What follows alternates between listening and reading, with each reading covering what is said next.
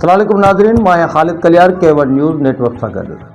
अॼु प्रोग्राम आहे ख़ुसूसी ॻाल्हि ॿोल। एडवोकेट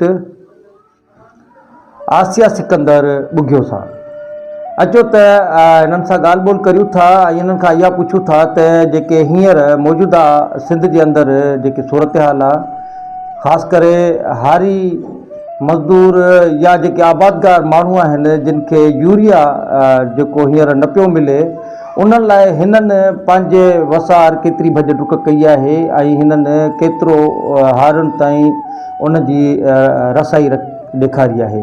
अचो त मैडम सां ॻाल्हि ॿोल करियूं था ऐं संदसि खां पुछूं था इन हवाले सां।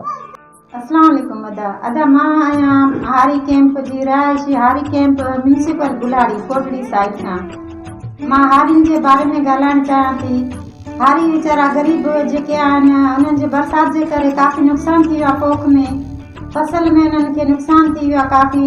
बस वारनि खे इहा अर्ज़ु कयां थी, अपील कयां थी त ख़ुदा हिननि सां ग़रीबनि सां ताउन कयो, मदद कयो हिननि जी। अगरि ही ग़रीब किसान वीचारा फसल न उगाईंदा त किथां इंसान कीअं हली सघंदो, अनाज खां सवाइ आवाम कीअं हली सघंदी। हिननि ग़रीबनि वीचारनि जा बचड़ा नंढड़ा केॾा हलंदा। ग़रीब हिननि सां ताउन कयो वञे, हिननि सां सपोर्ट कई वञे।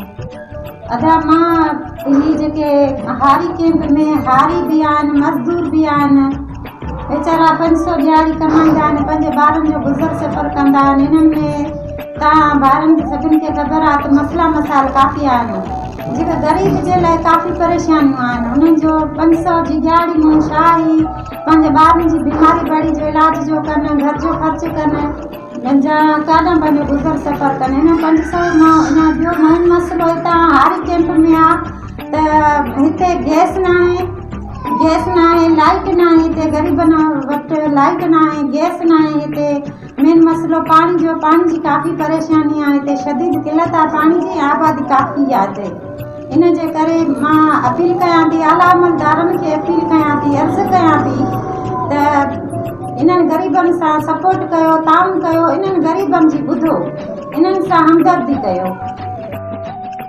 ॾिसो न, असां आहियूं पीपल्स पार्टी जा, असां PP जा वोटर आहियूं ऐं असांजो MPA सदर सरदार मलक असद सिकंदर आहे। बहितरीनु माण्हू आहे, माशाअल्लाह, हस्ती परस्त माण्हू, आला माण्हू आहे। त फ़िलहाल मां इहो चवणु चाहियां थी त मुंहिंजी मलक असद साहिब सां अञा मुलाक़ात न थी आहे, मीटिंग न थी आहे हुन सां मुंहिंजी, बल्कि इनशाला उम्मीद आहे हुन सां मीटिंग कंदासीं। इनशाला असांजा मसला मसाइल हल कया वेंदा। बल्कि इहो आहे हितां जा जेके ऑफिसर आहिनि न, हितां जा ऑफिसर जेके आहिनि त उहे तवजो न पिया ॾियनि, हिननि ग़रीबनि जे नज़र उहा न पिया रखनि। ग़रीबनि खे मतिलबु ॿुधी हिननि खे इग्नोर करे पिया छॾनि, हिननि जा मसला मसाइल हल न पिया कया वञनि।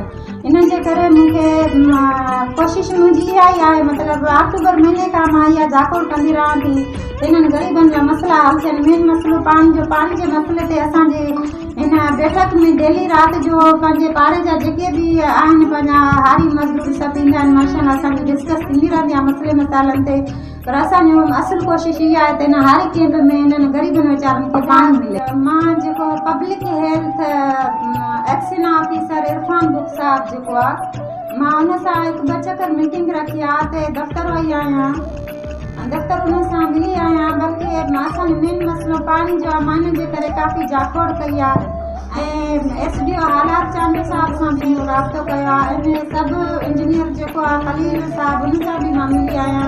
बल्कि असांजी कैंप जो सर्वे बि कराई आहे, रिज़ल्ट बि करायो आहे, पर सिर्फ़ु असांखे आसरनि में रहायो वञे थो, असांजो कोई कमु मतिलबु नथो कयो वञे। असां ग़रीबनि जी नथा ॿुधनि। असांजी माशाअल्लाह काफ़ी आदमशुमारी आहे हारी कैंप में, काफ़ी आदमशुमारी, काफ़ी आबादी आहे, 2000 खां मथे आहे। त प्लीज़ इन्हनि ग़रीबनि सां ताउन कयो, इन्हनि जा मसला हल कयो। वॾी महिरबानी मैडम, अवां K1 न्यूज़ नेटवर्क खे पंहिंजो टाइम ॾिनो। ही ॾिठो त मैडम आसिया ॿुघियो तमामु बहितरीनु पंहिंजूं ॻाल्हियूं जेके हिन K1 न्यूज़ सां शेयर कयूं आहिनि ऐं आउं बि वस वारनि खे अपील कंदुसि त ख़ुदारा तव्हां हिननि ग़रीबनि जी झूपड़ियुनि ॾे ॾिसो, हिन ग़रीबनि जे कखाउनि घरनि खे ॾिसो, हिननि जा इलाइक़ा ॾिसो ऐं हिननि जे इलाइक़नि में जेके हींअर एॾा वॾा मसइला आहिनि पाणीअ जो, ड्रेनेज जो या सेवरेज जो जेको प्रॉब्लम आहे या उनखां अलावा लाइट जा कई अहिड़ा प्रॉब्लम आहिनि, उन्हनि खे ख़ुदारा इंसानियत जे नाते हिननि जे घरनि ॾे तवजो कयो।